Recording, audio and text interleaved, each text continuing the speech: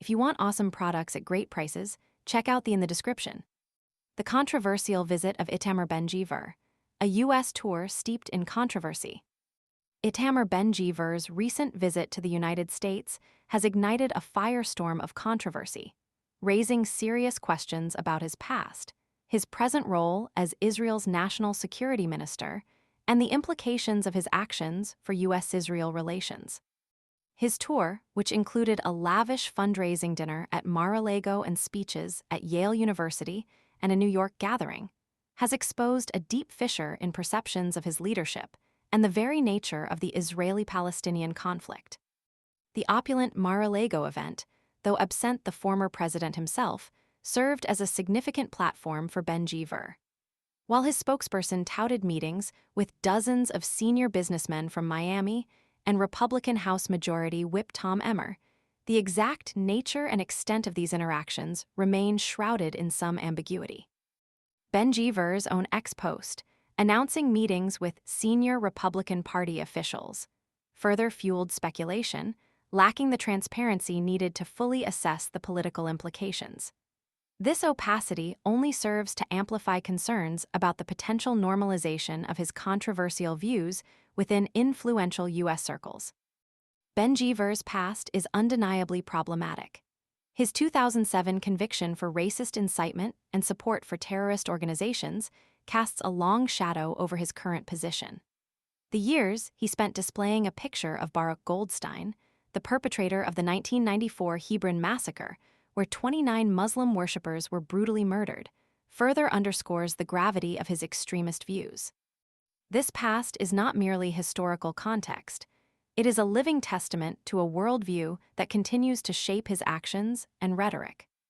The Biden administration has previously voiced strong condemnations of Ben-Gvir's actions. His 2022 visit to the memorial of Meir Kahane, a violently racist and anti-Palestinian rabbi, prompted a sharp rebuke from State Department spokesman Ed Price, who declared the act abhorrent and urged all parties to de-escalate tensions. This condemnation highlights the profound unease among U.S. officials regarding Ben-Gvir's inflammatory rhetoric and actions that directly undermine peace efforts and fuel existing tensions in the region. Ben-Gvir's recent actions only seem to confirm these concerns. His visits to the Al-Aqsa Mosque compound, a site sacred to both Muslims and Jews, have repeatedly sparked international outrage and even criticism from Israeli Prime Minister Benjamin Netanyahu himself. These provocative visits, far from being isolated incidents, represent a pattern of behavior designed to inflame tensions and challenge the status quo.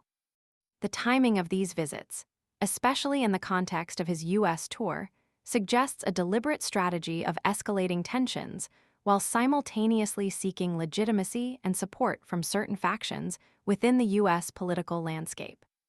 The Yale University appearance, scheduled a day after the Mar-a-Lago event, presented Ben-Gvir with another platform to articulate his views. His statement, delivered via translator, claiming a joint war against the jihad, encapsulates the simplistic and inflammatory rhetoric that has become his trademark.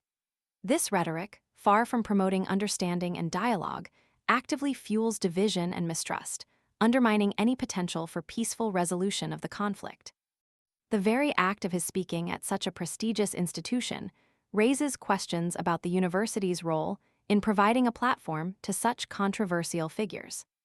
His subsequent engagement on New York's Upper East Side, focusing on securing Israel post-October 7th, serves as a further illustration of his approach.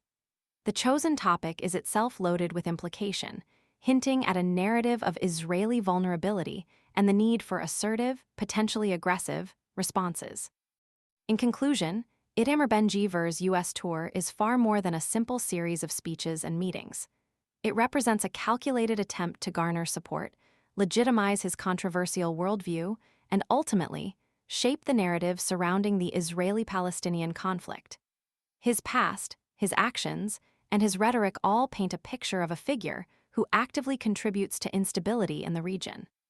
The response from the U.S. government and the international community to his actions will be crucial in determining whether his narrative gains traction or whether it is firmly rejected as a dangerous and counterproductive approach to peace.